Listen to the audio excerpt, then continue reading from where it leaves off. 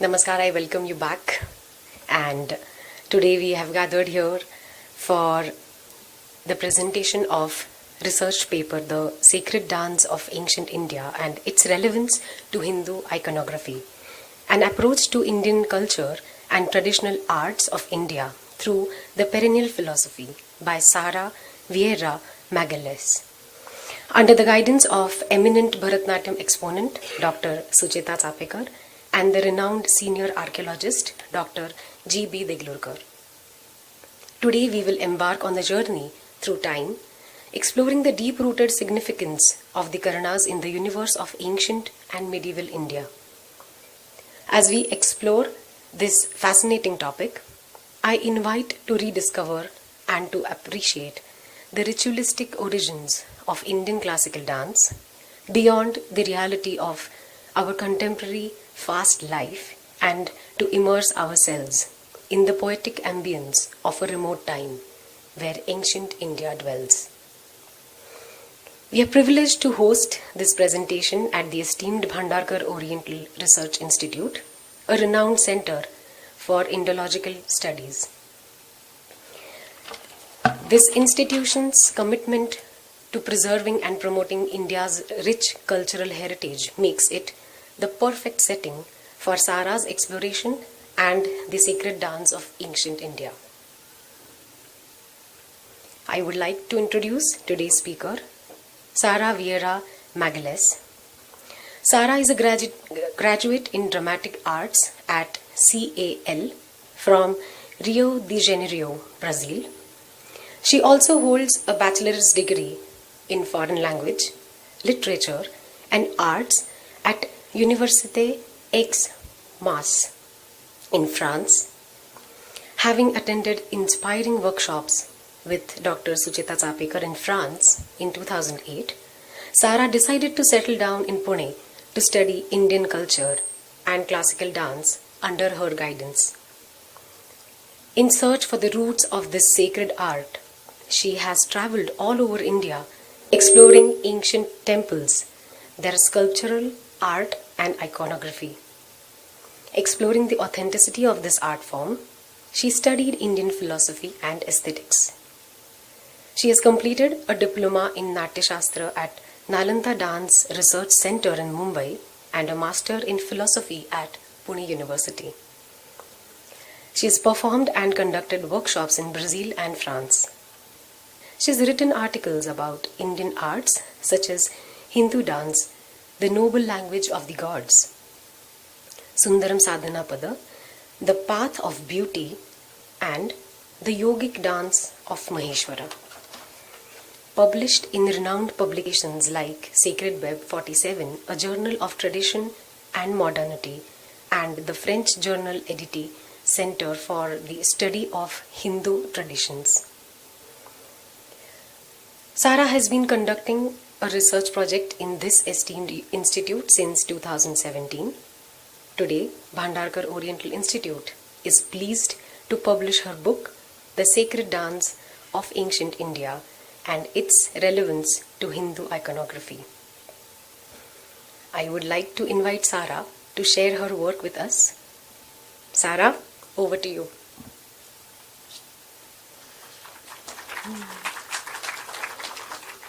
Namaskar. It's a great joy and privilege to welcome all of you today in this esteemed Research Institute for the presentation of this research paper. I extend my warm gratitude for your presence and interest. I hope this topic will be informative and inspiring. So I would like to say a few words about my journey in India, discovering Indian culture, which has made me go through this research project. So when I came to India, I was fascinated by ancient temples.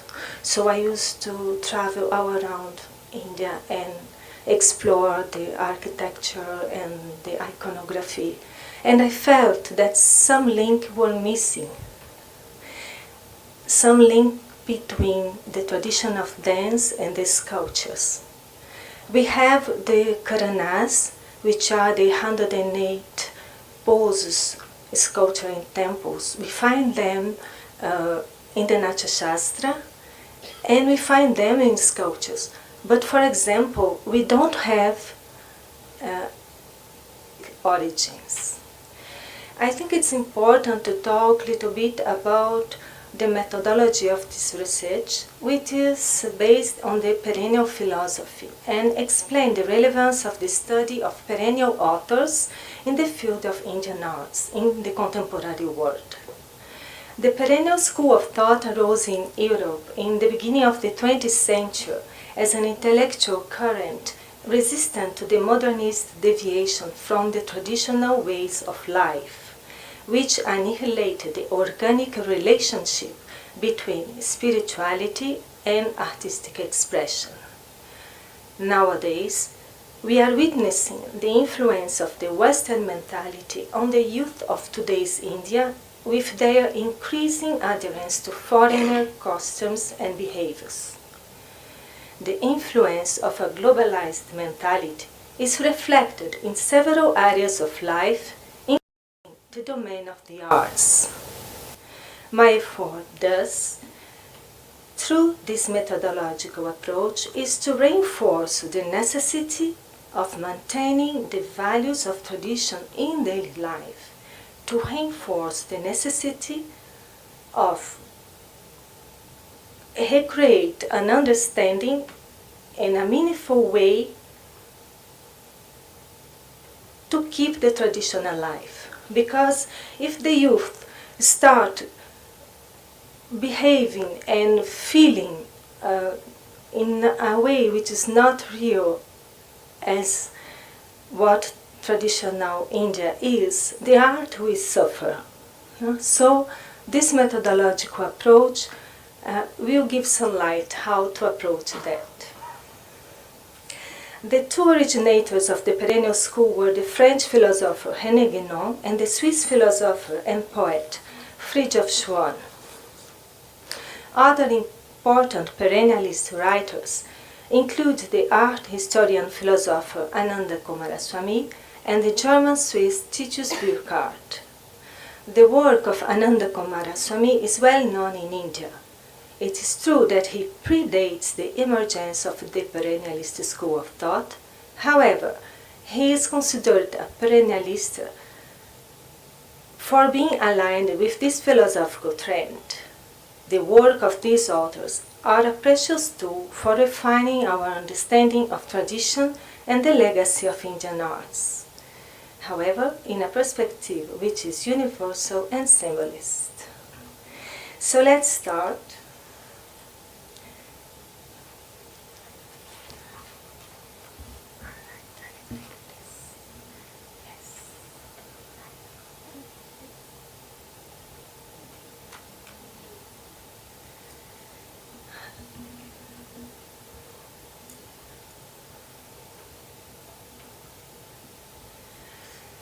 India is a culture possessing a sacred art with a figurative style represented by a rich iconographic measure that is directly connected to other streams of spiritual and artistic expressions, such as mythology, yoga, philosophy, sculpture, and sacred dance. But what is the link which connects the several dimensions of Indian arts? The element which is present and connects several streams of knowledge is the Karanas. But what is a Karana? In the field of dance, Karana are the primary dance movements, postures, and dramatic actions described in the Natya Shastra. In the course of time, the art of the Karanas developed into the 8 styles of Indian classical dance. Contemporary research in the field of dance tradition stresses the dynamic aspects of the Karanas as dance movements. However, no exploration beyond that has been made in the field of scholarly research. The present research investigates unexplored dimensions of the art of the Karanas. it proposes an understanding of the Karanas as a central element present in several dimensions of Indian arts. What is the role of dance, and particularly of the Karanas, in the whole panorama of Indian arts? The uniqueness of the art of dance in India is that it has ever been a way of expressing the divine through worship, while actualizing the link between several streams of knowledge. Linking static and dynamic arts such as sculpture and dance, the Karanas, perceived in its holistic dimension, represents a central instrument which made these arts flourish and journey throughout millennia. Let us seek to understand then the journey of the forgotten ritualist Karanas. So here we have panels of Gangaikoda Cholapuram temple, in which we can see Karanas as dance expression.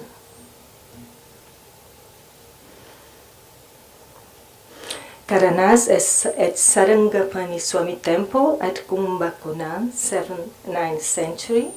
Here we can see that the Karanas, they look more,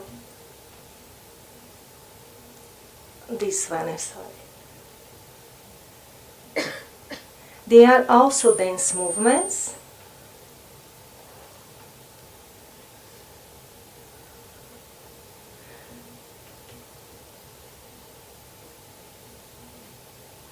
As the research covers a large number of topics, I shall summarize the essential, touching the various fields of interpretation of the Karanas in order to bring out with clarity a broader understanding of their role in the medieval period. These presentations are divided in 5 topics: the introduction, the various dimensions of the Karanas, Karanas in Tantric worship, the concept of archetype in relation to iconographic imagery, and the confluence of traditions, dance and sculpture. Contextualizing the Karanas in a philosophical and mystical perspective, the research draws an outlook of the various fields of knowledge that make them a visual expression of the philosophical, mythological, religious and artistic expressions of Indian tradition. Approaching the Karanas from unexplored angles, the research investigates the journey of the Karanas throughout millennia, unveiling their role of becoming a mythological religious instrument, reflecting the spiritual ethos of Hindu tradition in the fields of art. Exploring various fields of the cultural heritage of India, the research investigates the influence of dance tradition in the sculptural art and its relevance to the gradual development of the Hindu iconography.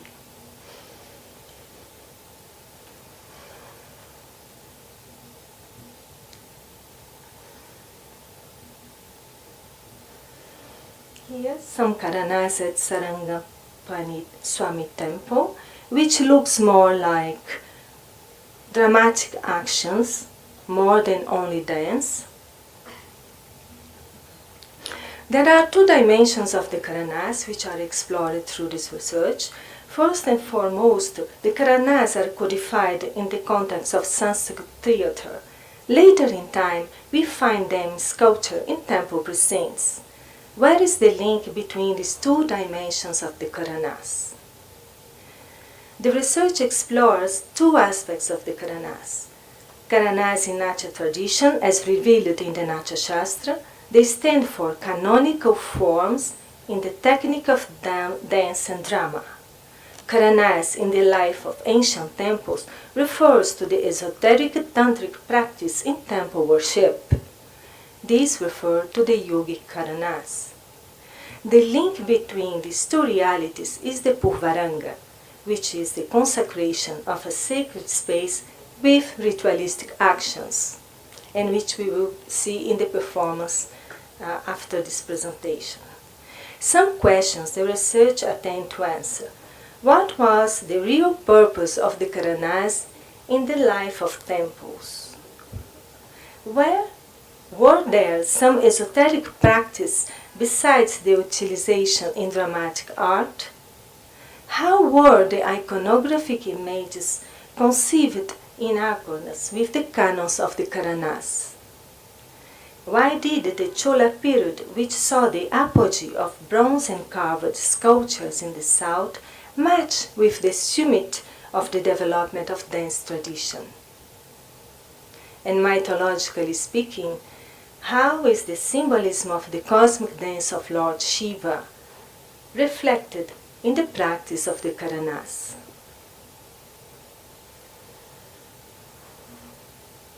So this research will deal with some concepts, so I would like to just explain very simply the concept of esoterism, which is a science which reveals the inner dimensions or the hidden knowledge of a doctrine, a theme, or even a dramatic art. It points to the essence of a specific message. And we find evidence of esoteric science in the Natya Shastra itself. The ancient dramatic art of India potentially and intrinsically have an esoteric nature. This inner understanding of something more than a mere play is already present in the very text of the Natya Shastra. This is seen in the chapter 36 entitled The Descent of Drama on Earth, when sages inquired the omniscient Bharata about the Natya Veda. We shall inquire for you more about drama for our enlightenment. So speak to us exhaustively about the mystery of drama. You have already said that exploits of men constitutes drama. Hence, you should speak definitely about what has been kept hidden from people. So it is this point that I want to address, is that the Karanas has been researched as dance movements now in our contemporary times. But if you go back to ancient India and we see that the Indian culture was a whole, the Karanas could not be only dance movements. In traditional arts, any manifestation is related to the cultural and religious background of the tradition and always have an outward aspect for the community and an inward aspect, which is this esoteric meaning, which keeps alive the essence of the tradition.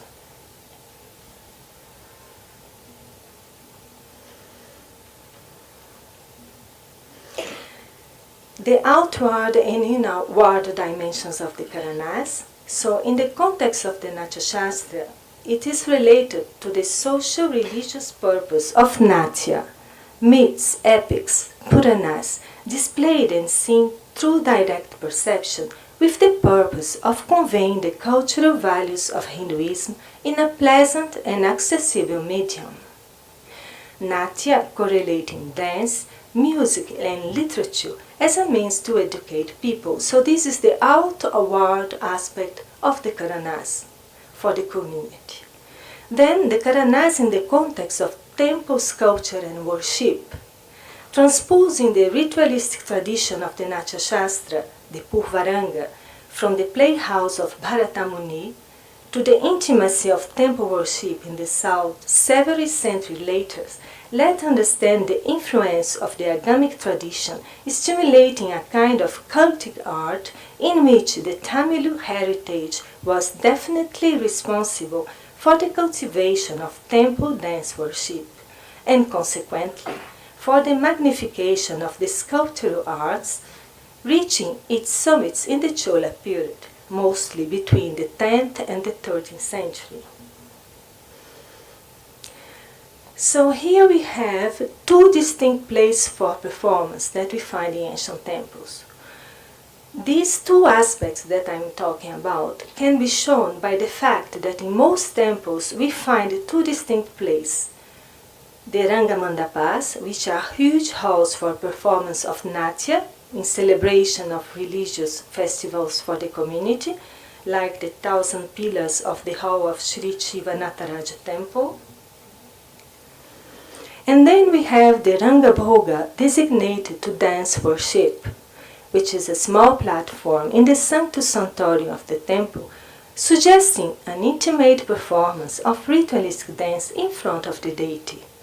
So this space, if the Karanas were placed in temples, some kind of practice must have been done inside this place. And I suggest that there was some kind of yogic way of performing these Karanas, not only like dance. Dance would be for the outward, but the temple dancers devoted to worship, they must have practiced this Karana in another way. Here we have ritualistic dance, adoration of the Shiva Linga, Airateshvara temple, 12th century in Kumbakonam. We can see aspects of ritualism and yoga and a lady in a holy bath. Observing these enigmatic Karanas in ancient temples, one is intrigued to ask, what kind of action is the Karana? Are they dance movements alone? Are they unities of dramatic actions? Are they mythological postures? Are they elements of ritual worship? Above all, Karana may not refer to the movement of the body alone, but to a particular way of acting. Now I will present the various aspects of the Karanas that I could realize that they can be expressed in different fields of knowledge. So if you see the Karanas in mythology, mythologically the Karanas refers to the components of the cosmic dance of Lord Shiva, which puts the world in movement through creation and transformation. In this context, they represent the full scope of the permanent activity of God, which is well symbolized by Lord Shiva in the act of dancing. So this is Karanas as dance. As instruments for the cosmic dance of Lord Shiva, the Karanas represent the movement of universal creation in the macrocosm. As sequence of rhythmic patterns, they reflect the delight of life in the microcosmic of the human body. Here we can see Karanas as dancing, celebrating the joy of life. The aspect of flow, the dynamics of the Karanas.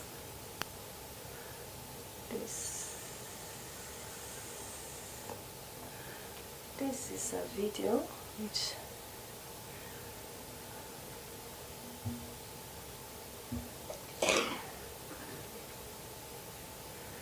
Karanas as dramatic actions, because they were used for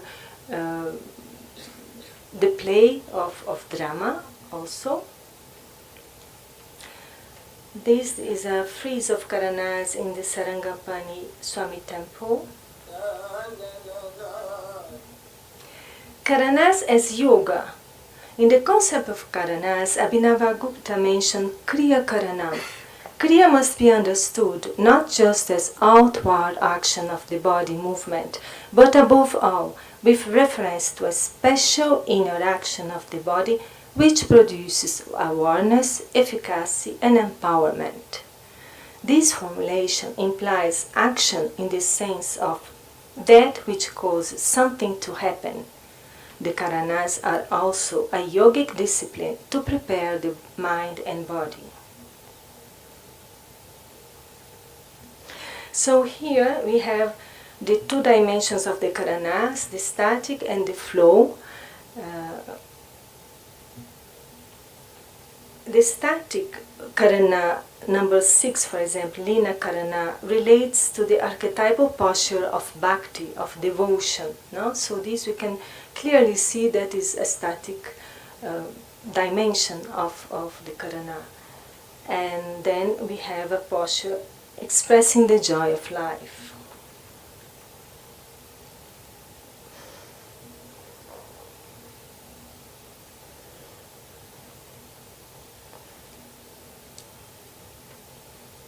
In each of these areas, the main idea is to understand that the movement, the ancient Karanas used the body as an instrument for religious experience.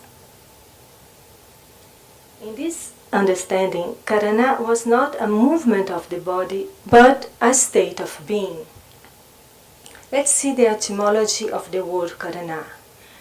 The word Karana has different meanings according to the specific field of knowledge in which it is employed. Karana literally translates as doing, producing, effecting, and relates to the performance or causing of an action.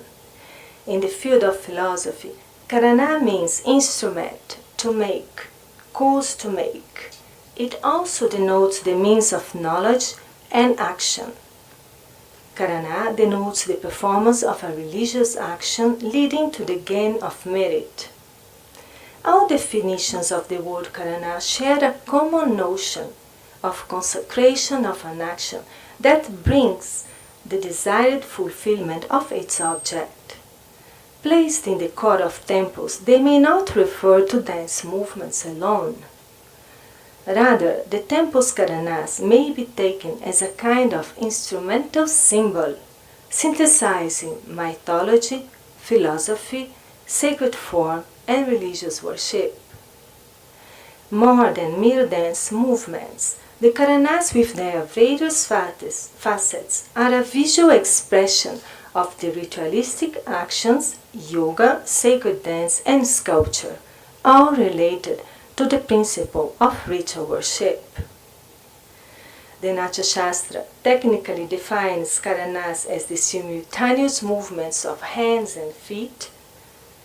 However, the esoteric meaning of the Karanas is to be found in the philosophical text of the Tantric tradition. Here we have this etymology. Here we have the ritualistic Karanas in the life of temples, Karanas encircling Devi and in the posture of Bhakti. Karanas in dance as puja. Ritual and art were one and the same reality in archaic societies. Thus, art was sacred art, and its purpose was to integrate man's life through worship in the spiritual ambience of the temple. Thus, sacred dance was an important medium of worship and religious service.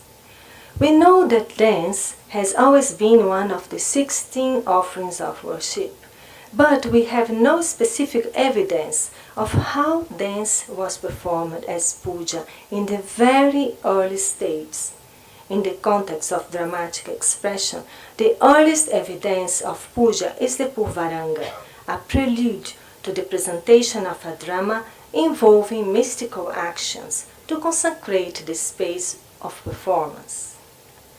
It is astonishing that even if the Karanas are mentioned in the Shastras and depicted in sculptures in temples, we do not have the link between these two realities.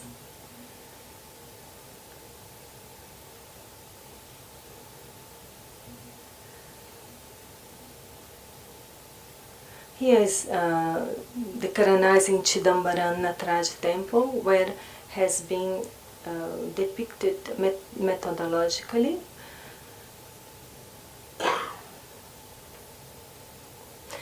No records are available of the earliest expression of dance worship, which links these two realities, the Karanas of the Shastras with the Karanas of temple sculptures.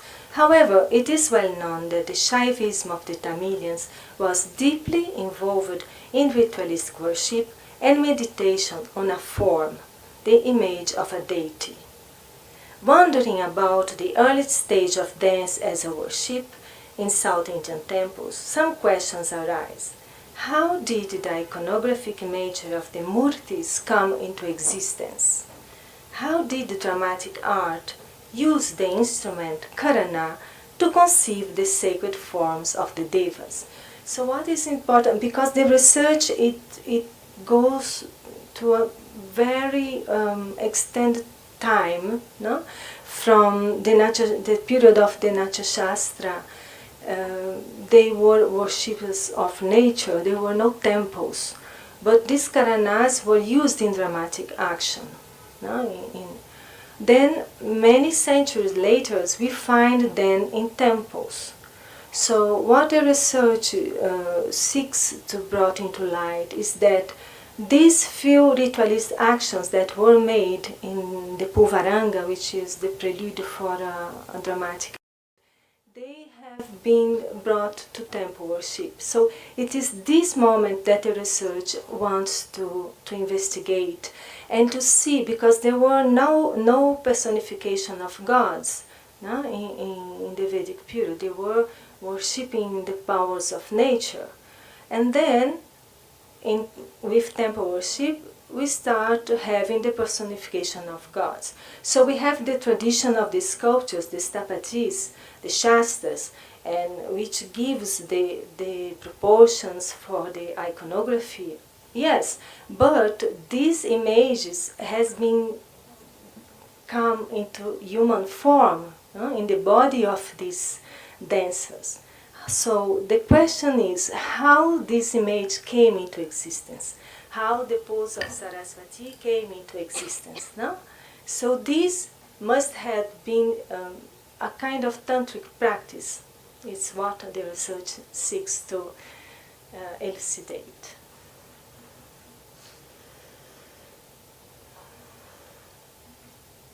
How did the Karanas emerge as an important catalyst in the development of the religious visual arts?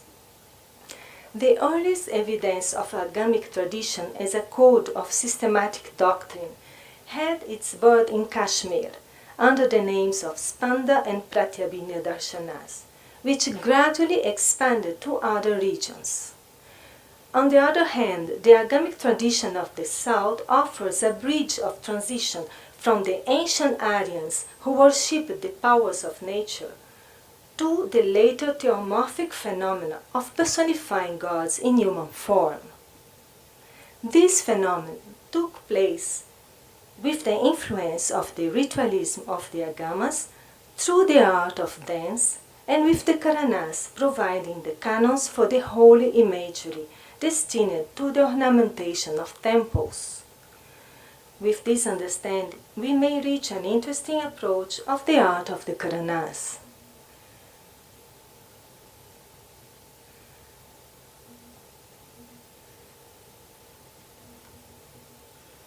So I have a quote here from studies in Shaiva Agamas. The Vedic mantras have remained as mere sound, mere Agnis rituals. But the Agamas had developed the practice of mantras and had helped to give form and shape to the mantra concept when temples were constructed and images were installed. From the abstract, the Agamas led man to the concrete, so that his sense could have the satisfaction of perception and grasp along with faith. Art was added on, and there was a complete harmonious and integrated fulfillment in all fields, physical, intellectual, and aesthetic.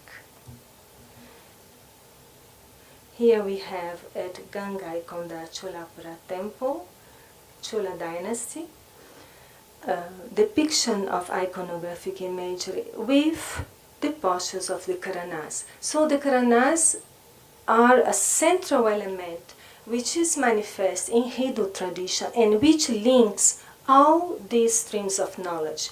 They are in the Shastras, they are in sculpture, they are in dance. No? So they cannot be only dance alone.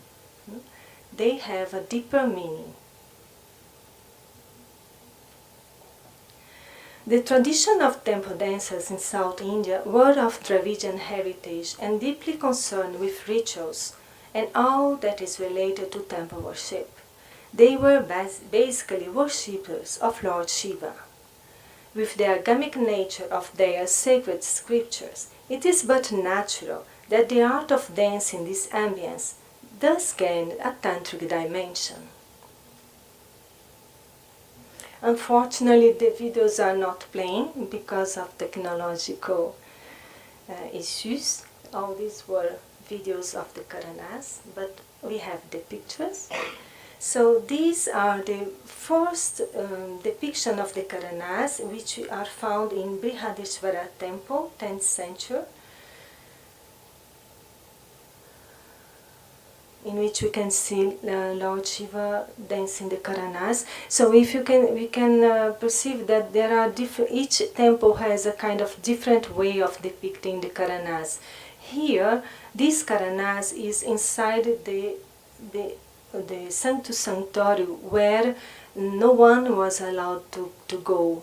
No, it was only for the priests. So the Karanas were there. In Chidambara temple, later the Karanas has been shifted to the Gopurans. So I see with this shift also a shift of from esoteric practice of the Karana, intimate yogic practice of Karana, to an outward practice of the Karanas for the community.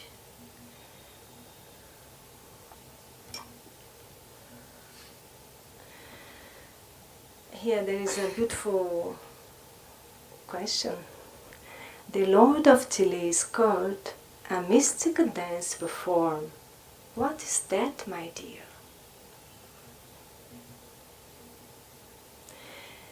So let's understand the universal meaning of Tantra. Now, it is well known that since the ancient and medieval era, Tantra has been a concept common to several traditions. Ancient literature presents the definition of Tantra as combination of texts, techniques, rituals, meditation, yoga, and ideology. This something which coordinates many fields of practice and allows self-awareness and bestow prosperity is Tantra. In this context, the Karanas can be considered a tantric element, constituent of a Shastra, manifest in drama, dance, literature, temple worship, sculpture, and iconography, representing an essential revelation of the Hindu religious ethos. So now we start going to this was a broader presentation of the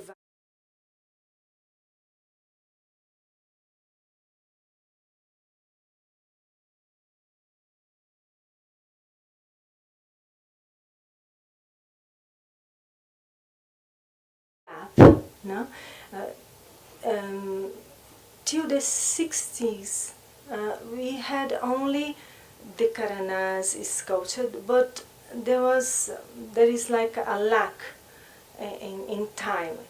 Dr. Padma Subramanian, she brought into life that the Karanas were dance. No? She reconstituted the Karanas and brought very important contribution, no? To discover that they were dance. No?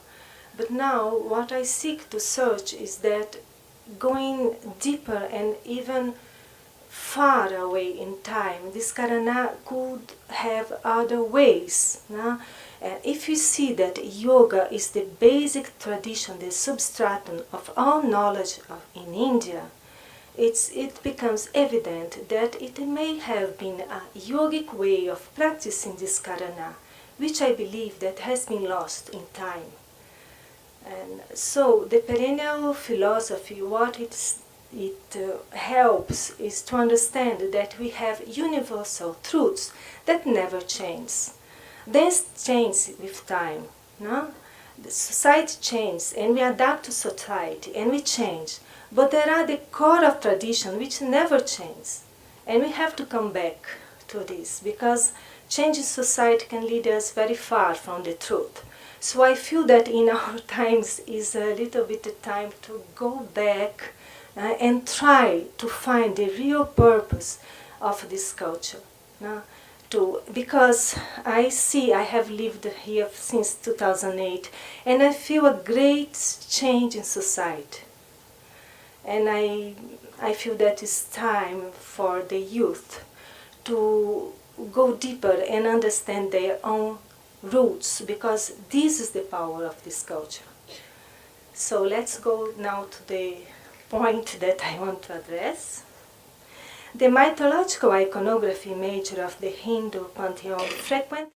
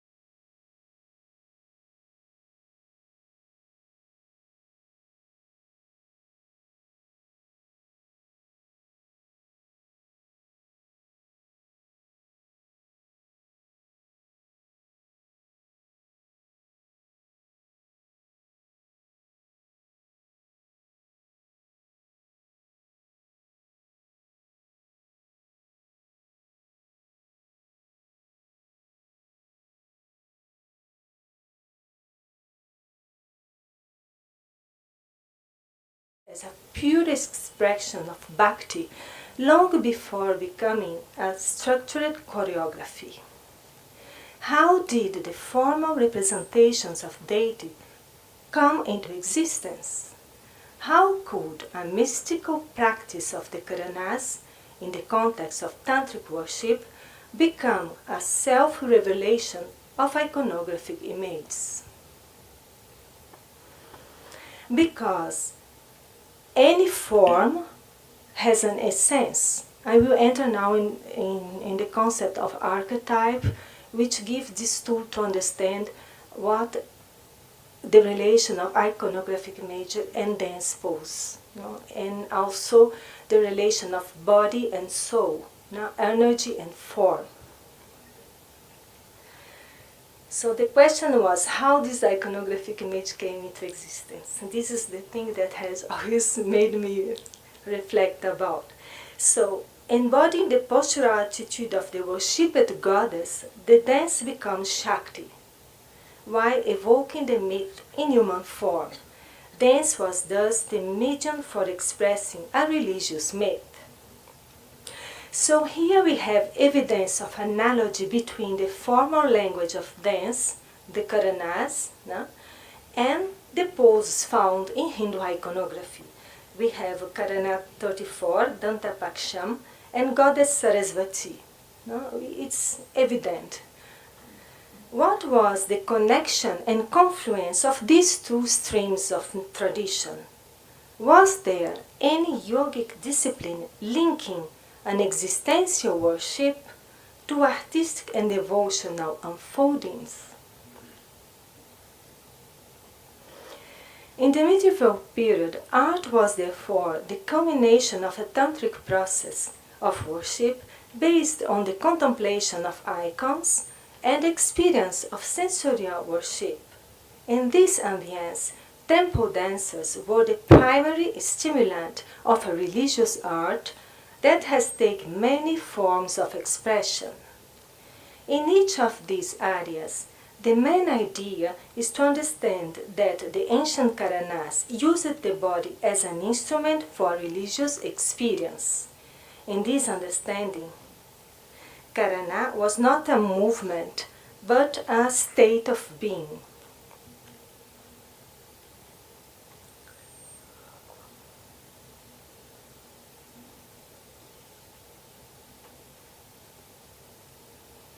Here, Karanas in Chidambara Nataraj temple as dance postures. Now this a little bit. I come back.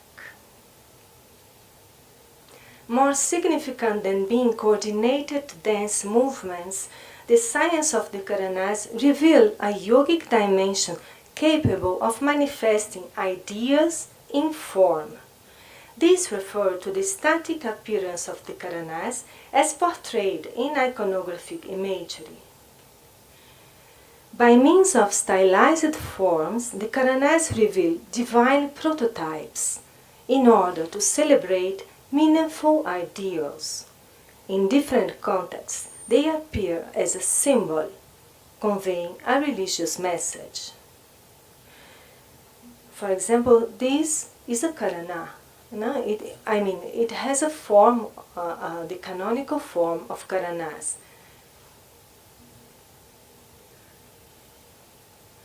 This was a beautiful movie that we cannot see today.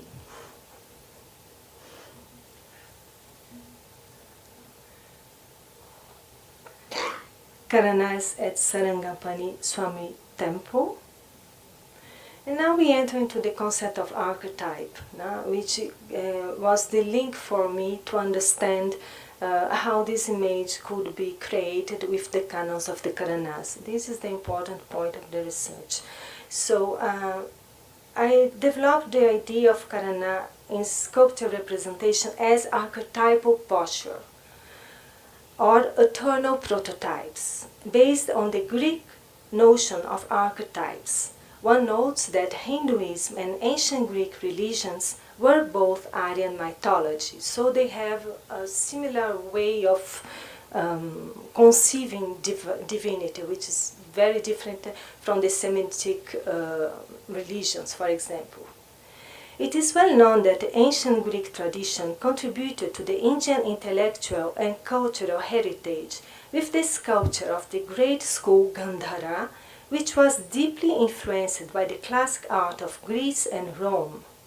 The Gandhara school flourished from the 1st to the 5th century in northwest Pakistan and in modern-day Afghanistan.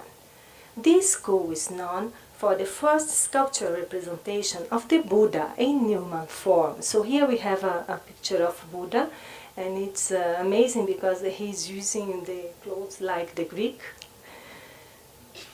And then so I take this concept of archetype, which is relates to the first model, first pattern of an intelligible ideal. It refers to the beginning of the pattern, the model, or a type. Archetypes are universal, but have a standard depiction carrying a particular message related to the cultural background of a particular religion. For example, here we have Lord Vishnu, the preserver and maintainer of the cosmic order. He is the archetype of the perfect man, who gives life to the various avatars manifested in different forms throughout time. In this iconographic image, the posture of the body denoting stability is derived from the Samanaka Karana. So now I would like just to reflect about this relation of form and essence. So Samanaka Karana is just this. It's being in samastiti, being stable. And this is the reality of the avatar, the perfect man, who is fully aware of his being. No? So this is a Karana. So Karana is not only dance. Karana has something much more deeper than that. It has a formal sacred expression which translates into form an ideal of the cultural background. For example, another example, the first Karana, Talapushpa Karana. Even if you don't know the culture, you don't know anything about Indian culture, and you see Talapushpa Karana, you see that it's an offering. And the first Karana is an offering because this dance is an offering to the divine. So we start offering. This is the notion of archetype, the archetype of the Dasi. No? So if you do this,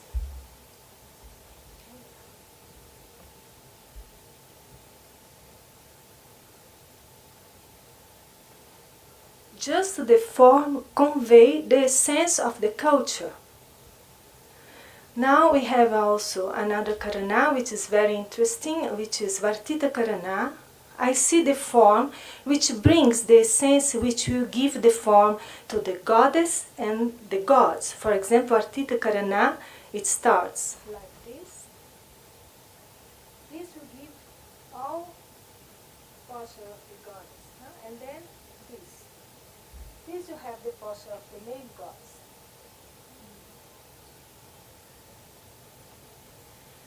So this is the relation of the sacred form, the canons of the Karanas, with the inner intelligible idea of the culture, which gives just the form, gives already the intellectual prototype.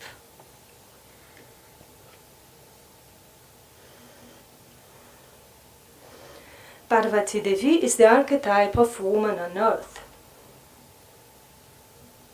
Here, the first Karana that I shown is offering of flowers in the beginning of dance worship, and is the archetype of the Dasi, the servant of God. As a canonical form, the static Karana are able to depict archetypal posture related to iconographic ethos of Hinduism. I quote Ananda Kumaraswamy, which has very beautifully said what is an icon, a Hindu icon. The Indian icon is not constructed in a naturalistic way based on similitude of the human body alone, but it is conceived as a diagram expressing certain metaphysical principle that has no likeness of linking of anything in this world. So it is a form of the body, but is a stylized form which is able to give form to the formless. Because this art is to retrace, to portray the world of the gods. How can we do it? We cannot do it with our human postures alone. We have to do something different to evoke that. And the Karanas are there for that purpose.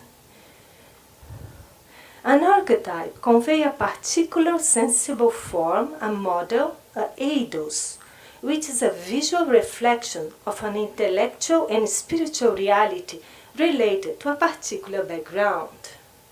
The form is surcharged with the symbolism it refers to, and each form has a proper intellectual message.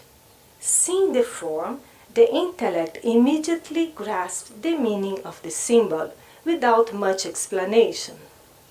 For example, this form is the symbolic representation of the universal creation of Lord Shiva. No? So it evokes the idea without much need of explanation. You just see the movement, you see the stillness. We can see that in the confluence of several traditions, the Karanas seem to have been a pivotal element for the development of dance and sculpture. What, therefore, was the relation between these two artistic expressions? I quote the Vishnu Dharmota Puranam. Most important, the Shilpi was required to know the grammar of dance in great detail, since one of the most significant features of the sculptural tradition was the adaptation of the grammar of dance in sculptural representation, integrating the right rhythm and measurements to this format and adding to the whole the Shilpi's response to beauty. What was the grammar of dance? The Karanas. So the Karanas as pictorial artistic expressions reveal the quintessence of Hindu sculpture, in which we can recognize the same laws of rhythm, geometry and harmony present in the art of dance. With the side-by-side evolution of dance and sculptural traditions, the primary patterns of Hindu iconography gradually evolved with the exploration of the geometry of the human body, using the 108 Karanas. The summit of this exploration occurs in the Chola period and marks the apogee of the development of bronze crafts and temple sculptures.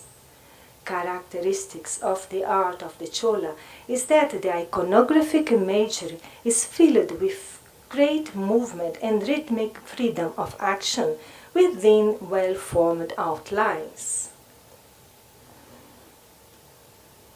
This is also very interesting. Now, the development of dance in the Chola period was very flourishing, and the sculptural art flourished altogether. And another thing which I feel very interesting, if you analyze the different traditions of dance, Odissi is, even if there is lots of postural, archetypal postures in temples, it is much more condensed. While the Bharat Natyam, which flourished in the south and was greatly supported by the Chola, they have great expansions. The iconographic imagery also has great expansions of movements of the limbs. As the empire was also very expansive, the art was also very expansive. So it is very interesting to see all these connections together.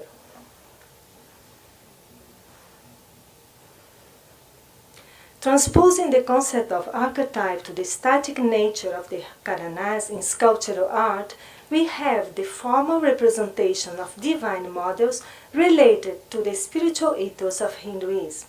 The art of dance was thus the main stimulus for the creative process of the icon maker, the stapatis.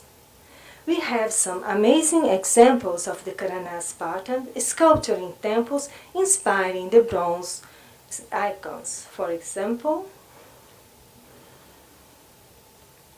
we can see clearly the Karana inspiring the iconographic image. Mahalakshmi, contemporary bronze crafts. Bhujanga Anchita Kampada Karana, inspiring Lord Nataraja. Vrukshikam Karana, inspiring also a pose of Lord Shiva dancing.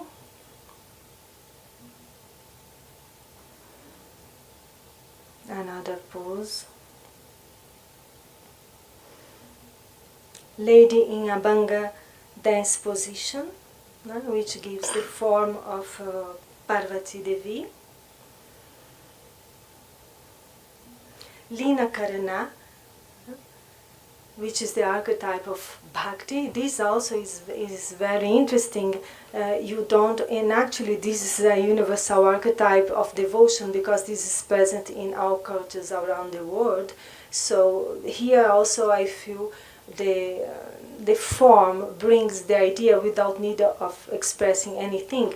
I know that this can mean very simple things that I'm saying, but there is a very deeper meaning inside, when you do Lina Karana. And if you stay in Lina Karana for a while, something happens also. It's not just I'm doing this. There is something which brings our energy inside, which connects with your heart, which puts you in the state to start something. So this is the yogic nature of the Karanas. There are much more to explore the Karanas. If you stay static in some pose of the Karanas, we can see the energy of the Karana moving the body. This is something that I perceived in the very beginning, before coming to India. I started learning dance in France. I learned 4 compositions. Then I went to live very far away on the mountains and I had no teachers. And I said I have to practice, otherwise I will lost what I know. And I practiced alone for many years. And then I knew so much my dance, I said I have to do something else. And I started staying static in the poses. And I started feeling that these poses were very powerful.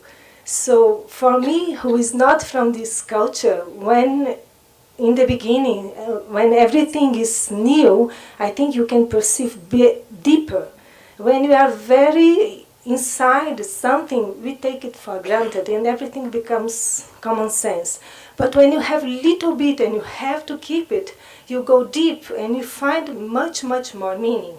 So my research started many years ago, and when I lived alone in a remote area, and I started doing the archetypal postures. And I didn't know that I would do this research. So I feel that this science of the Karana are inscribed in the human body. It's not something, it's something that it comes if you are with devotion, because the tradition is alive. Actually, we just rediscover this in our bodies, in our beings, no?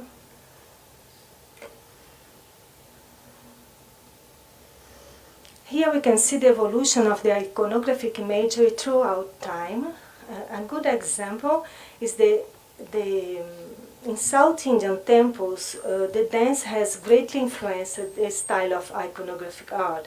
For example, comparing these two images, we can observe that the depiction of the form of Ardhaneshvara evolved alongside dance tradition. The sculptural art of the monolithic Pancharata rock cut of Mamallapuram, dating from 7th century, is a good example. It depicts Ardhaneshvara in Samabhanga, an erect position with a female breast and hip on the left side. This in the 7th century. Then, in the 10th century, the pose became a Tribhanga, a standing position used in traditional Indian classical dance, where the body bends in 3 dimensions like a curve. These examples reflect the influence of dance tradition on the development of the sculptural art through the exploration of the canonical patterns of the Karanas. So, I feel that the Karanas are a powerful medium to express visually the cultural and spiritual ethos of ancient and medieval India. The similarity of the body patterns of the Karanas with the iconographic images of Hindu gods is evident and lead us to infer that they established the first models to represent deities. Now, how can we trace the development of this art in relation to their spiritual background? So here we are talking about form, about dance, no? And what is the inner meaning? What is the essence of the Karanas? How can we further trace the connection of sculptural with dance, especially with reference to the purpose and practice of the Karanas in temples? What was the essence of the Karanas?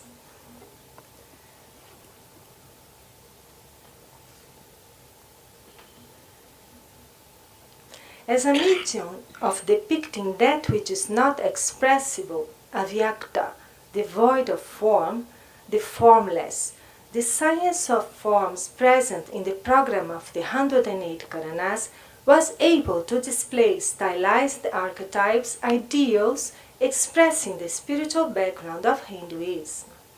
Prototypes expressing the holiness of the human body were conceived with the patterns of the Karanas, which inspired the depiction of deities and celestial beings, conveying thus a symbolical religious message. Dance stances and body patterns of the Karanas are consistently present in Hindu sculpture. Their similarity with the holy murtis of Hinduism clearly reveals their role of establishing sacramental models for cult worship.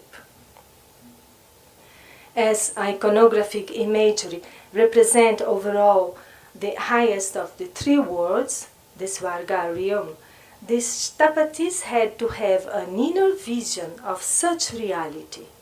With the help of canonical proportions of the Shastras, they transposed symbolic transcendence over realistic immanence of the human body. This very particularity of expressing different levels of reality is that which makes Indian art not realistic but symbolic in nature.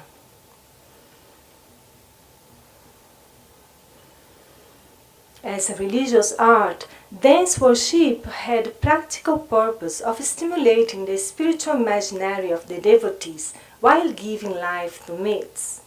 In this way, the art of dance with the Karanas as its substratum represented the central element which synthesized in the sculptural art the religious message of Hinduism.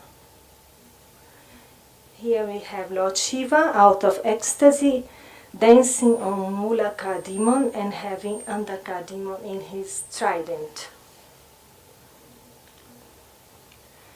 Embodying a myth, the one who performed the Karana becomes an enacted symbol in which the body mysteriously assumes a holy capacity of divine effulgence, linking different levels of reality. Ritualistic dance and iconographic imagery meet in this common ground.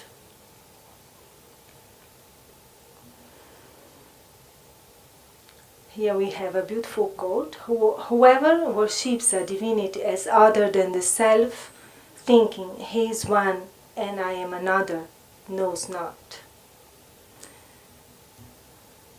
And to conclude with this presentation, I see also the Karanas in other cultures. So even if they are specifically representative of the Hindu religious ground, we can find them present in several countries of East Asia.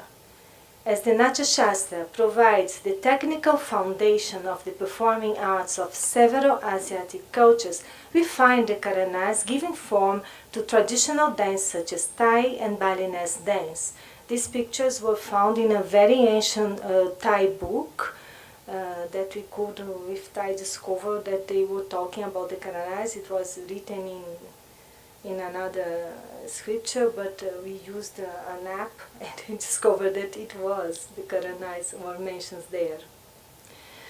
So, the Karanas placed in the core of temples with all background they carry may refer in a broader context to a kind of mythological symbol, mythological enacted symbol, because the human being enacts them. No? So the human being becomes a symbol with the Karana itself, which synthesizes the core action of worship, correlating philosophy, mythology, sacred form, and religious worship.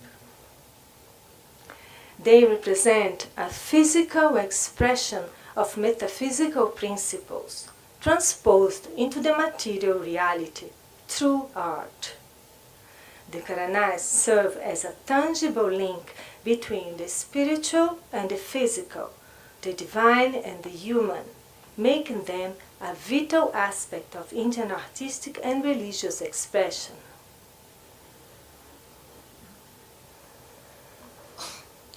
This study, being anchored in the principles of the Philosophia Perennis and all traditional arts being directly linked to a metaphysical doctrine, we are obliged to acknowledge that the Karanas may have a higher significance than solely being constituents of dance language. However, this study has not the intention to exhaust the subject. This would require a deeper study of the different fields of knowledge which have been explored throughout this work. My intention has simply been to open an avenue for investigation and to inspire dedicated Indian dancers and scholars in the field to deeply investigate their own tradition and broaden their perspective on the Karanas. In my opinion, research which links the Karanas to yoga as a mystic endeavor deserves further exploration. I have attempted to provide an all-encompassing view of the Karanas as a central religious stimulus which all over centuries has empowered Indian culture and manifested its richness in a varied forms of artistic expressions. As a religious message encompassing worship and art, the real nature of Karanas was to be an application and an extension of a spiritual doctrine, a pivotal yogic instrument, a central element which links different disciplines, uniting various streams of artistic and spiritual practice. The art of the Karanas, being revived in our contemporary times, suggests powerfully the mystery of a vibrant culture which reasserts again and again its profound spiritual heritage through the course of history, human history. Thank you so much.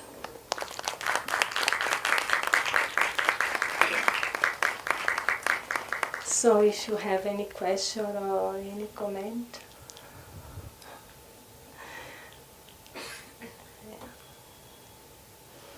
It looks like, it looks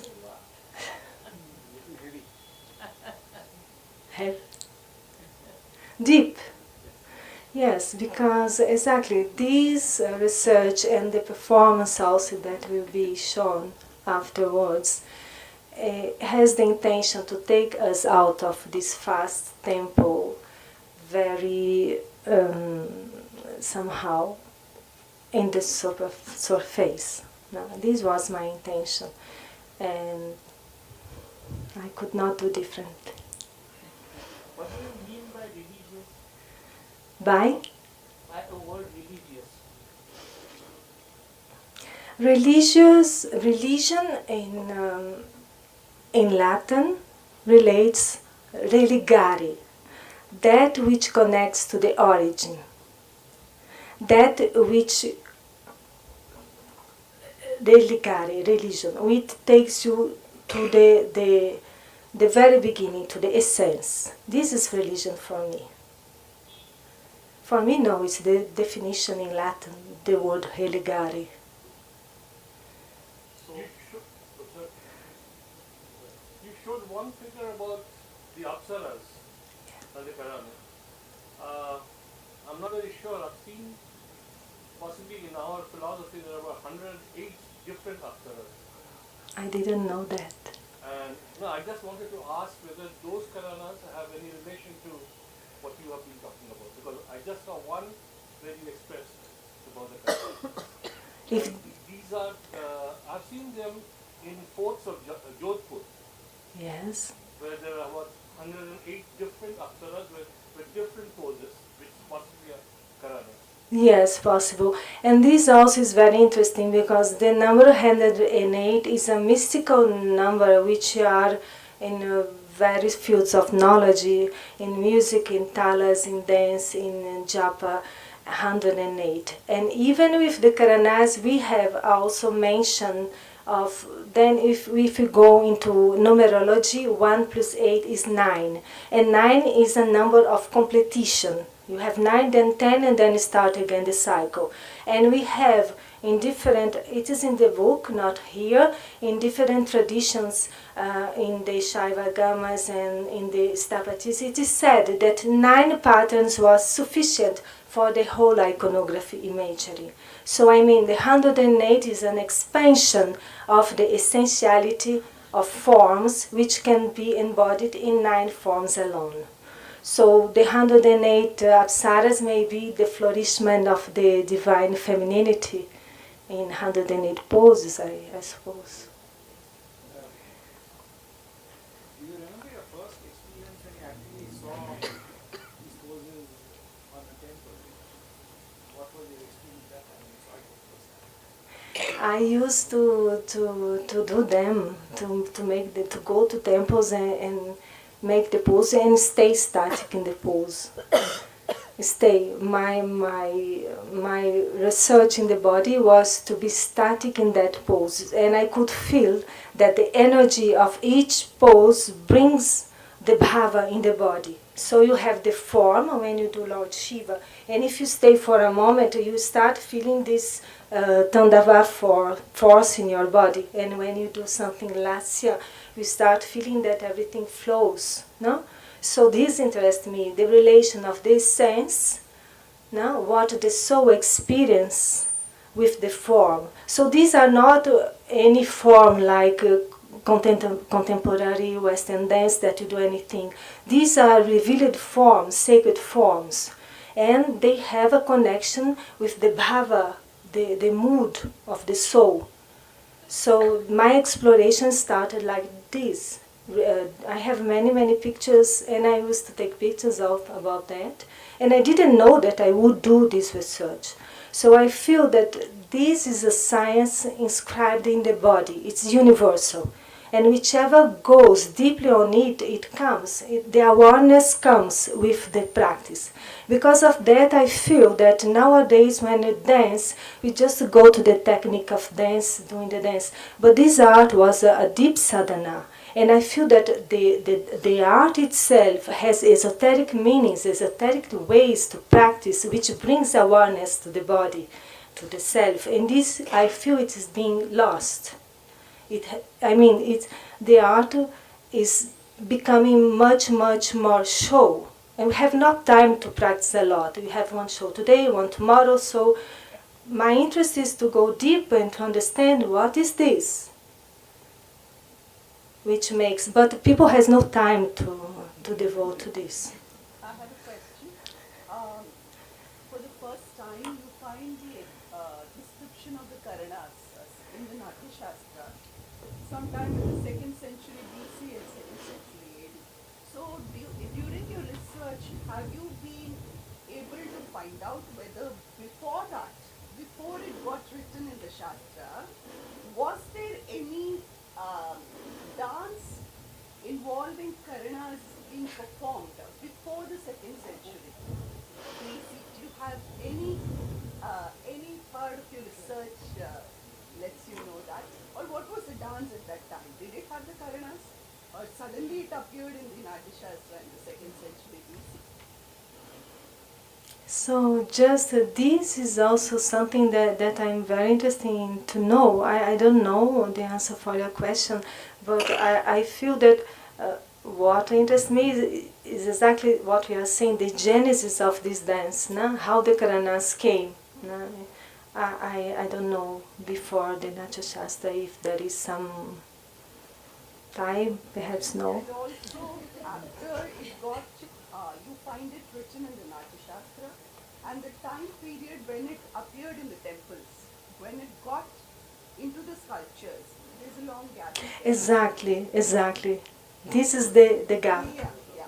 Book, how I investigate the Tantric tradition and the work of Abhinavagupta related to the Karanas. Because Abhinavagupta was a great mystic, a philosopher, and Tantric. He would not be interested in the Karanas just like movements. He had some inner understanding of that, and he has written about that. But these are in the Tantric tradition. So I feel that we have the culture, the tradition is a little bit fragmented in the way, because we are very far from that. So if we would be able to join these texts and have a deeper understanding, what was this Karanas? How could we practice then in another way? No? Because the word, as I have shown the etymology, the word of Karana is very powerful, and all definition relates to an action which brings awareness, which brings power. And we feel this in Indian classical dance. We feel this power when we dance. No? But much more is there, I feel, to be discovered about the Karanas. For example, also a way of experiencing the tools of tradition in another way. For example, I have, because I'm not from India, so everything interests me so much. So I have studied with Thai the Vinyogas, the meaning of the Vinyogas that we learn in dance, in classical dance. But we learn it to do the dance, no? So I used to learn with Thai, and the whole cultural ethos is in the gesture. And there are gestures that is not known to me. So when I see the symbolism, that I explain exactly what it means. And then when I do it, experiencing the form of the gesture, the bhava related to that form comes. For example, you have,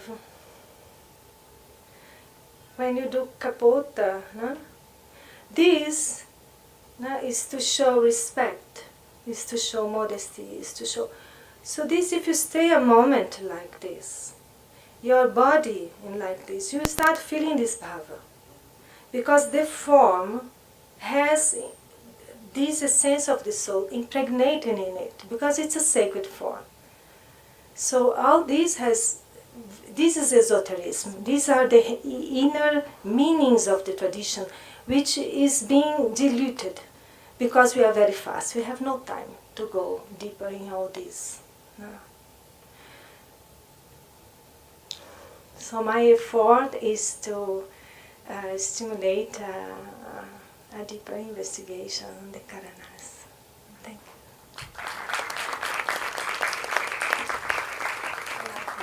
you. Yes. Yes. So is it something related to the circle of life that you experience all 108 Karanas and go back to the mother's womb and experience, get into the next life? Is it something related to that? I think yes, it may have. Everything has meaning. You were talking about the experiences, and if this 108 experiences you have to experience in your one life, which you have got from God, experience it and get back to the mother's womb for the next life. Is it something like that? I don't have the answer for this question, but I believe yes, it may have. I feel the 108 relates to a completion. You have to complete. No? Yeah. You have to do this completion, and it comes in various tradition. There are many symbolisms. No? It needs effort. No? You go through something, and there are so many obstacles. You have to reach to the 108. If stop in the middle, you know. So it's what we are saying, we have to complete the cycle, no? Because of that, the sacred number 108. I mean, everything has a deep meaning to be investigated more. Thank you so much.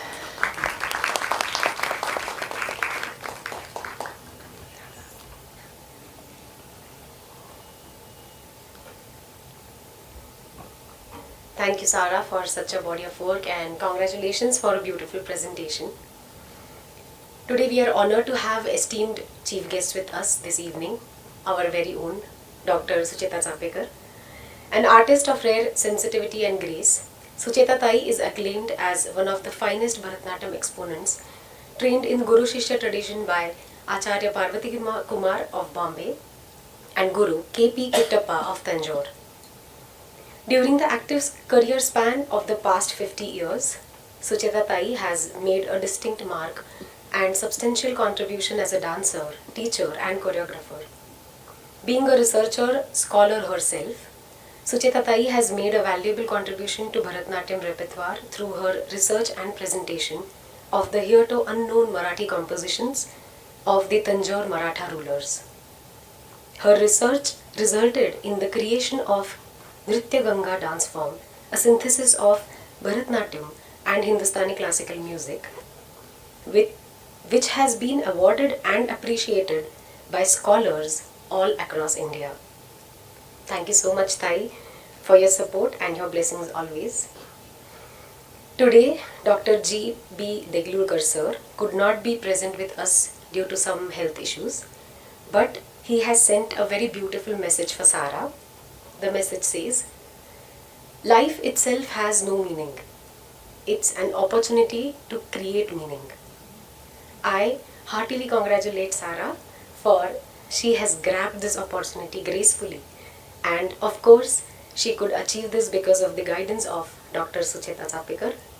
All my best wishes and blessings to Sarah. Thank you so much, sir, for your blessings and valuable guidance. I request Sucheta Tai to please come on stage, and I would also like to invite the dignitaries of Bhandarkar Institute, the Chairman Executive Board, Dr. Bhupal Patwardhan, and Registrar and Curator, Dr. Srinanda Bapat. Without their support, this wouldn't have been possible. I request all the dignitaries to kindly come on stage.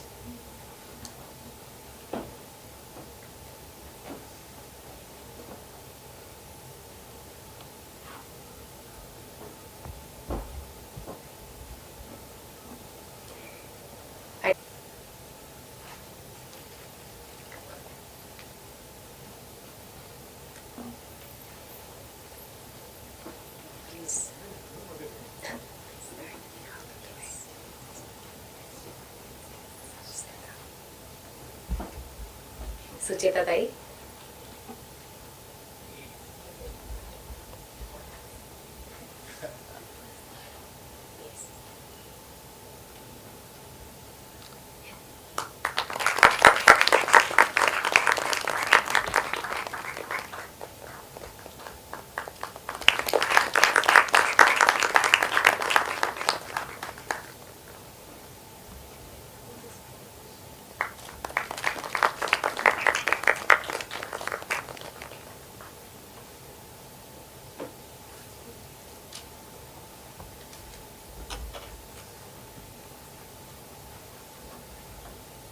Dr. Bhupal Patwardhan.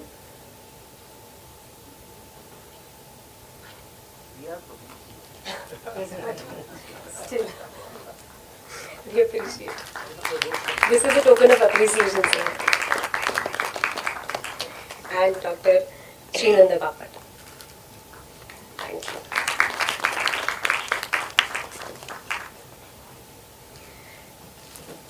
Now we shall proceed to our main event for the evening, the publication of the book written by Sarah, The Sacred Dance of Ancient India and its Relevance to Hindu Iconography. I request all the dignitaries to kindly release the book. Sarah, you too.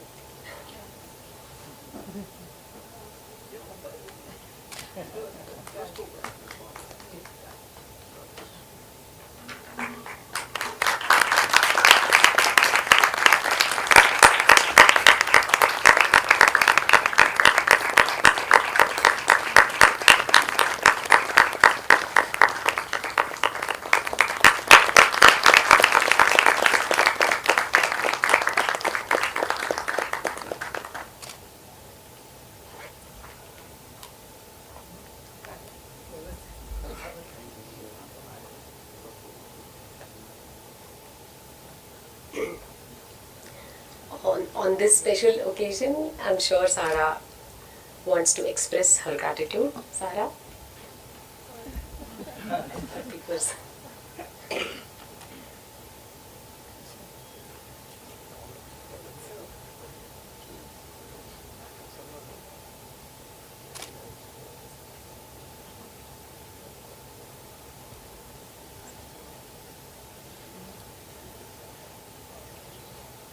It's the first time I release a book in my life, so please.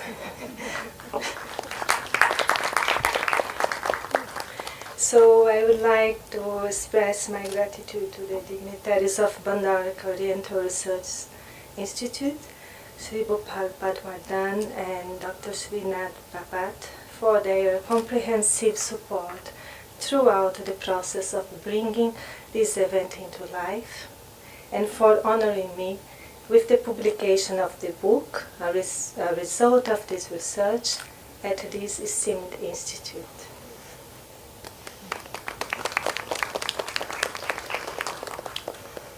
I would like to say a word for Dr. Deglurkar, even if he's not there.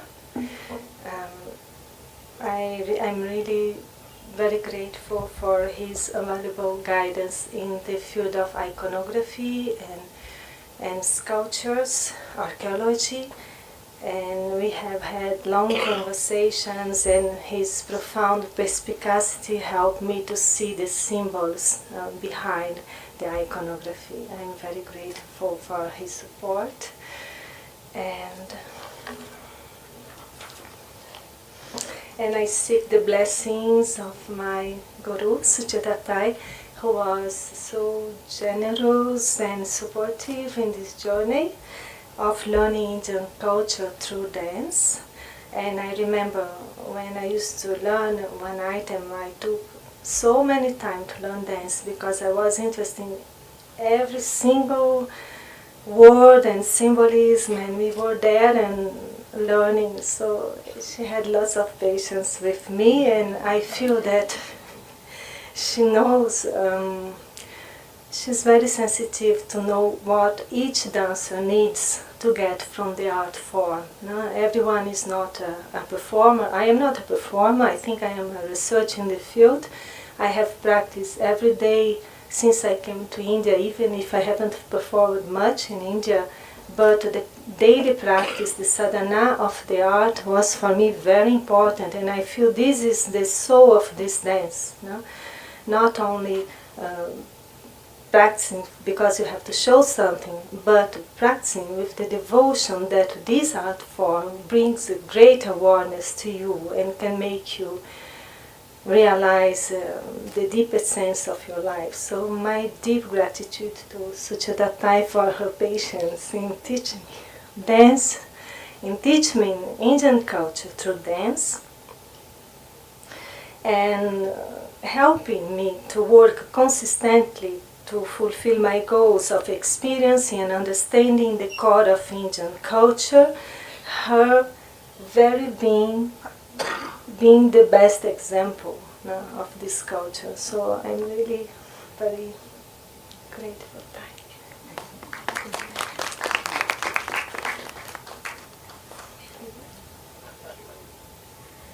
Thank you, Sarah. I would like to request our dignitaries, Chief Guest Sucheta Bhide, to say a few words on this special occasion.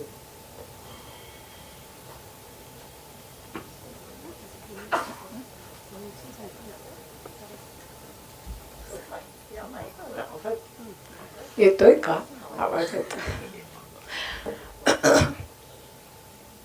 नमस्कार सगळ्यांना मनापासून I think today I'm in the same frame of mind as Sarah is. The long years of her work and has reached some culmination. Maybe she is always dreaming and thinking of things beyond. But then, Sarah, there are levels. So you have definitely, with help of Bhandarkar Oriental Research Institution, you have reached. That was kind of initiation incentive which kept you working. As I remember, it was way back in 1999 when she first came to Pune with one of my group of my French disciple students. Little bit of workshop, but more of, you can imagine 40 years back, yes, Pune was different. And she was enamored by the city. Later on, continuously, every alternate year, I kept on going to France. And she would attend my workshops. And finally, in 2008, she arrived in Pune and became a Puneite. Born and brought up in Brazil, long time stayed in France, but Sarah says, India is my country. She's become so attached to Indian way of life. I was amazed. I don't drive any vehicle. She even has a car and drives in Pune comfortably. And also jump singers like Monakas.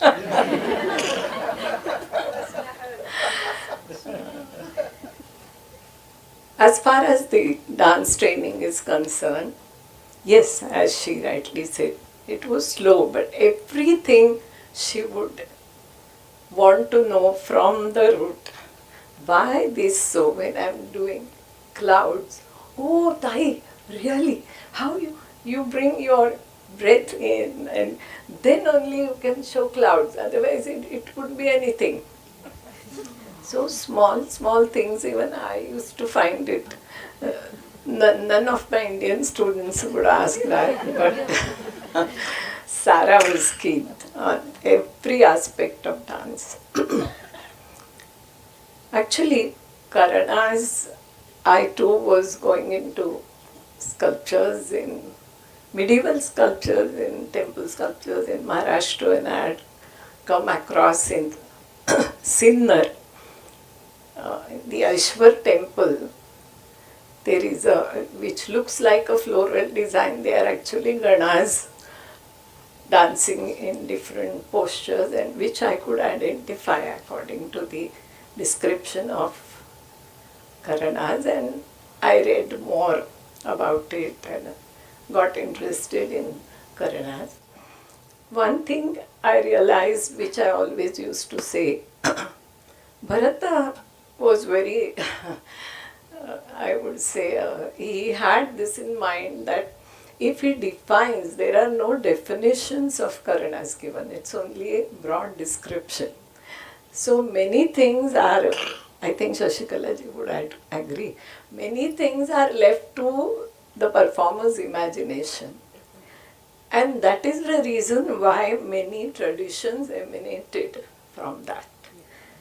He didn't want that, see, after a while the society changes, thoughts change, and well, this has become old, it had gone.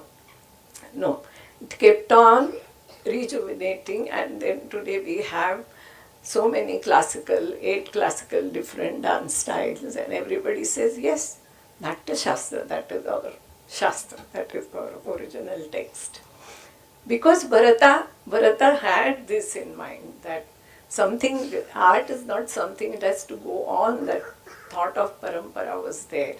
And that's why today even a girl, a student like Sarah, coming from abroad, brought up in a different kind of atmosphere, still finds lot of essence, lot of meaning, and can interpret. You will see in the performance after a while that it is not the same Purvaranga, but it is same. Because in thought it is same. And that is what is, as she's all the time saying, and we also feel, me at my 76th year, I also feel, well, time is going too fast. Pune wasn't like this. So, but here, like Oasis, we need some एक शांती आपल्याला हवीशी वाटते. We like to have some peace of mind, and these kinds of, I always believe that research is something, research makes relevant to present times. That's really research, and I feel Sarah has been finding that relevance in these old texts and their interpretations. Also, it is not just something which is given in the text. It was performed in different ways. So all over India, till 10th, 12th, all medieval temples, you find different interpretations of these Karanas which are given. And that is what Bharata wanted. He didn't want dance to become stagnant or drama to become stagnant, as many scholars have said in the later chapters of Natya Shastra. The different dhruvas were performed one after the other, and it became like a solo performance. So that was also, those roots also we find in Natya Shastra. So he was a visionary, and he thought of that this will continue in a tradition. I'm happy that Sarah's finding different meanings in that, as in 70s only Padma Subramaniam ji had approached first time. Till then the idea about Karana was, Karanas are different postures, but Karana is Kriya. And even if it comes to that, but then that Kriya, with that Kriya you bring your hands together and you bring your mind and intellect and thought, everything together. So that becomes a Kriya, it becomes a Karana. So it does have all different aspects which she has worked on that. And the book, well, it is in a raw form, but you will get it in a proper form and with lot of aesthetics applied to it, and which I think this kind of work deserves. So you will find it interesting, telling you about new things about our most ancient text as Natya Shastra. Maybe as you said, there must have been something before Natya Shastra, but we have no way to know. It was at that time what was available, what was there, that is what has been recorded. So from that we can imagine things. Well, we are all eager to see the performance, and some of the statues she was discussing, you will find them also this side, no, this side, also displayed outside, which is from her own collection. She has not spent her time just like relaxing. Many things she has been doing. I would like to share one small thing and then stop. Other day we had a rehearsal and she insisted, no, I reach you home. I said, why you want to come to Tilak Road now? Don't. I'll take auto. No. I have to reach you home. And at the signal call, she says, Tai. I said, what? What happened now? No, I have some further idea. And after this, I'm going to go. I said, fine, that's my girl. You complete, you reach a peak and then you see other mountain peaks. I hope you keep seeing them, exploring them. I wish you all the joy of your research. And it's been a joy for me having Sarah all these years. And we'll keep in touch, definitely. Thank you.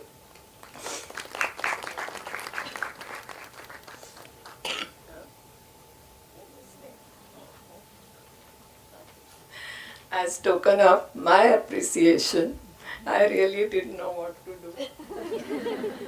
But 15 years, so rose is a rose, 15 flowers.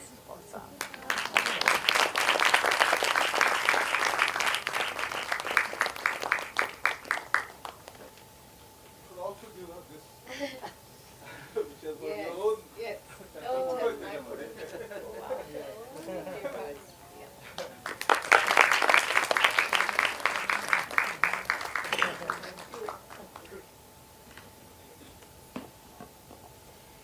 Bharat sir.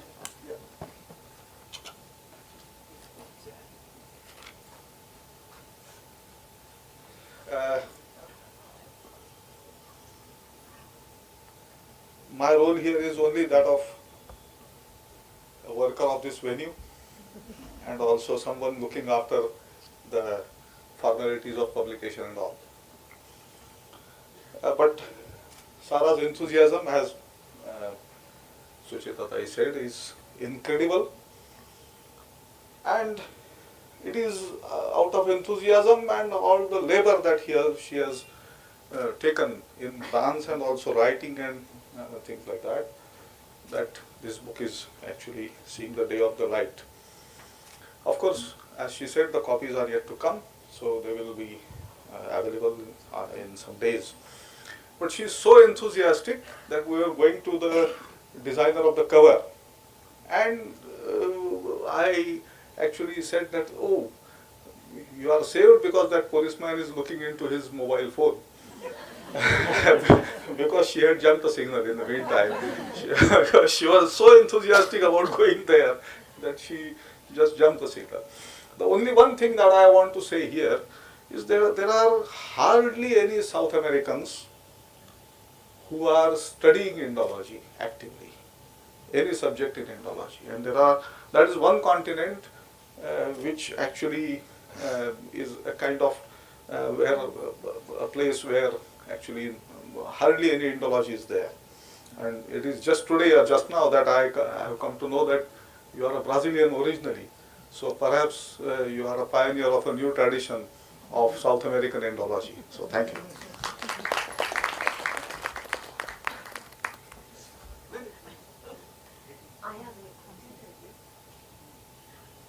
Patwardhan sir.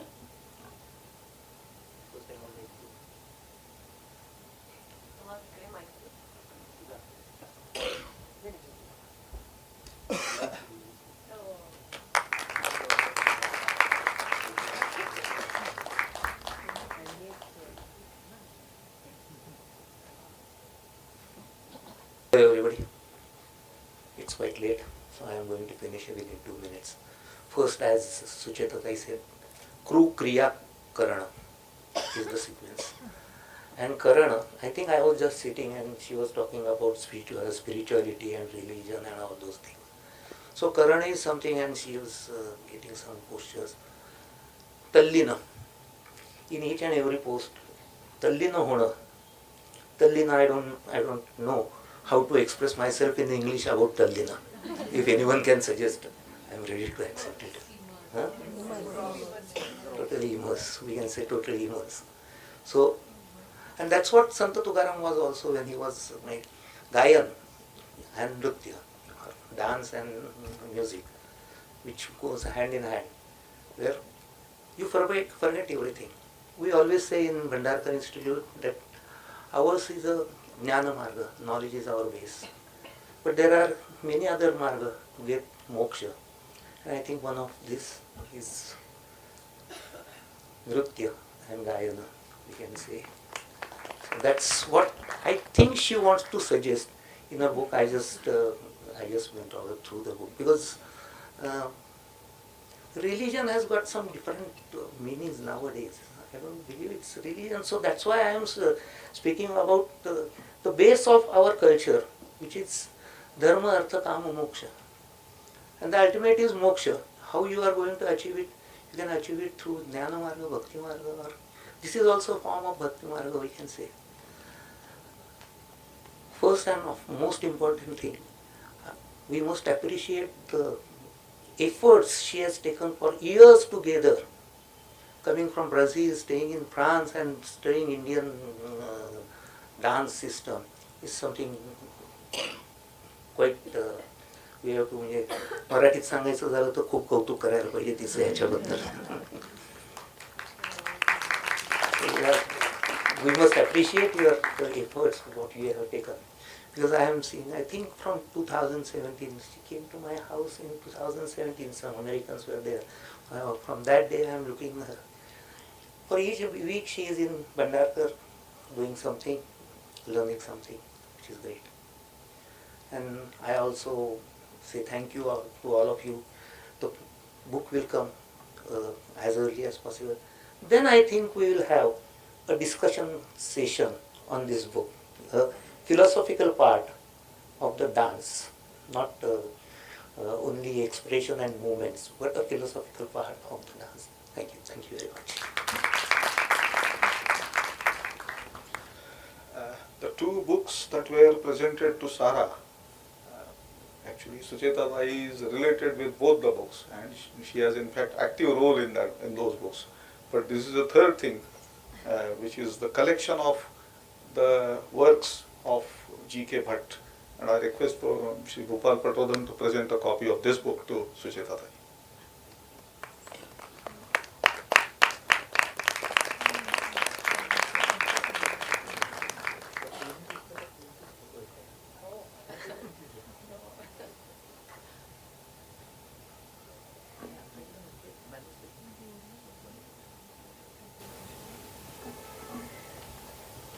Thank you so much, Patodhan sir, Bapat sir, Tai, and Sarah. Congratulations for such a journey, and we are sure that you are going to come up with new ideas, as Tai said, very soon. I request all the dignitaries to kindly be seated in the audience. We go further with the presentation of Purvaranga, but I request all of you to please be seated.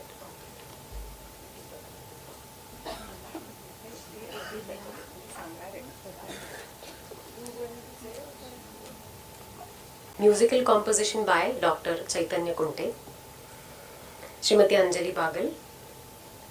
Anjali Pagal is a Bharat Natyam teacher, choreographer and dancer from Pune. She is a disciple of Dr. Sucheta Bhide with an MA in Bharat Natyam from Lalit Kala Kendra, Pune University. Over the last 30 years, she has been training students in the Moksha School of Dance, a branch of Kalavadini Charitable Trust. She has performed extensively within India as well as internationally at festivals such as the Zurich Dance Festival in Switzerland. Her current research focuses on Angaharas, Charis and Mandalas from the seminal Natya Shastra under the guidance of Dr. Saroj Deshpande. Anjali and Sarah started working together in 2017. They have presented papers based on their study on the Karanas in the National Seminar on Literature of Performing Arts at Dr. Chanakya College of Arts in Chennai in 2019. Anjali has choreographed dance productions like Anandakanda and Shakti. Her recent productions are Bhavani Bharati and Baji Prabhu, two dance dramas based on Sanskrit and English poems by Sri Aurobindo Ghosh. We also have Dr. Chaitanya Kunte. Dr. Chaitanya Kunte is a renowned harmonium player, composer and scholar in the field of Hindustani music. Chaitanya Kunte has received extensive training in Hindustani music under Dr. Arvind Thatte, Pandit Mohan Rao Karve and Dr. Ashok Daranade. Along with Sangeet Alankar in music, he has done MA Indology and History and MPhil Archaeology. He did a PhD in music by submitting his doctoral thesis, Music at the Places of Prayer, an ethnomusicological study. His book, Bharatiya Dharma Sangeet, is an award-winning book on the music of various religious traditions in India. Dr. Kunte is a guru and assistant professor of music visiting at Center for Performing Arts, Pune University. He is the founder-director of Dr. Ashok Daranade Archives in Pune. I request Anjali Tai and Chaitanya Dada to please come on stage. And Sarah, I request you to felicitate them.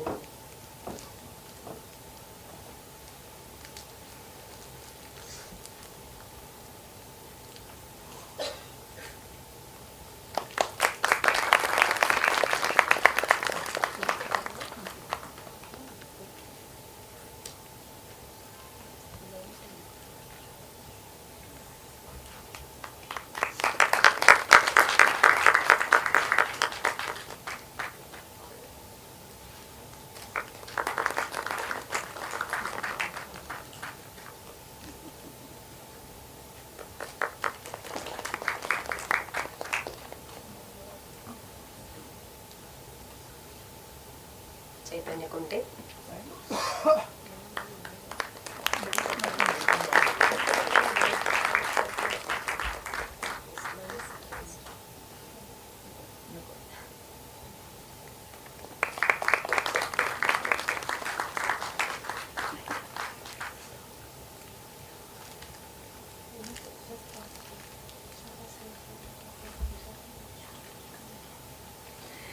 So I would like to express my deep gratitude to Srimati Anjali Bagal for her heartfelt commitment, generosity and dedication in choreographing with genuine creativity the Purvaranga. Her research, her own research and study of the Natya Shastra's Karana has immensely enriched this project. I would not be able to do it alone, so she's really the main element which brought this Purvaranga into life. And my deep gratitude also and appreciation for the work of Dr. Chaitanya Kunte, for the mesmerizing musical composition he created especially for the Purvaranga, and for his wholehearted efforts in understanding the special needs for this presentation. So I would like just to say a few words about the Purvaranga. So we are doing the reconstruction of the Purvaranga according to the Natya Shastra, but there are a few elements which is related to this research. So the Purvaranga is the consecration of space done before dramatic actions according to the Natya Shastra, and I'm exploring the symbolism of the Purvaranga. So the entry of I explore the 5 elements which are in scene. There are the Vedic fire. First, there are the space, ether. There are sounds with the musicians. There are the Vedic fire and sin, there is water, the purifying element and reviving force of water, and with the enters of the actors there are the element earth. So this is displayed in the Purvaranga.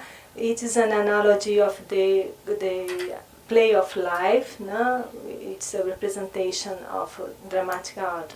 Then we have also introduction of the what I say iconographic dance, which would be this yogic nature of the Karanas that I just imagined like this. So there is other ways of performing and doing this iconographic dance, and I am exploring a few elements of Odyssey dance also, which explores the minor limbs, the torso, the neck in a very slow tempo. To bring out this yogic nature of the Karanas. And I also make a relation, I had a PowerPoint but we have no time for this, is in relation to the rhythms, no? So of the universe, the cosmology of the universe, with the Krita Yuga, the Treta Yuga, Dvapara Yuga and Kali Yuga. We have the times which comes, there is the decreasing of time in duration, no? 4, 3, 2, 1. So if you coordinate with the dance, the basics of dance, we have in the Kali Yuga the dance is very fast. So if you put this in the revelation of dance, the ritualist aspect would be predominated, because today's dance we start slow, we do the namaskar, and then we have a second speed and have third speed druta, and we keep like this. So this Puvaranga, we reverse this proportion. Means we put it in a slow tempo, and you will enjoy it, I'm sure. Thank you so much.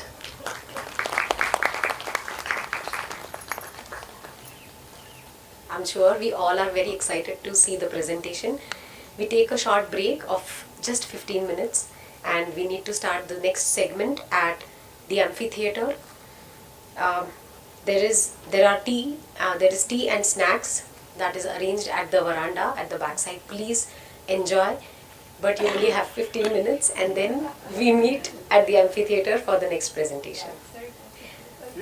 Veranda is backside, like you have to go from here. And there are the icons arranged there. Yes, you can also see the murtis. Yes. Thank you.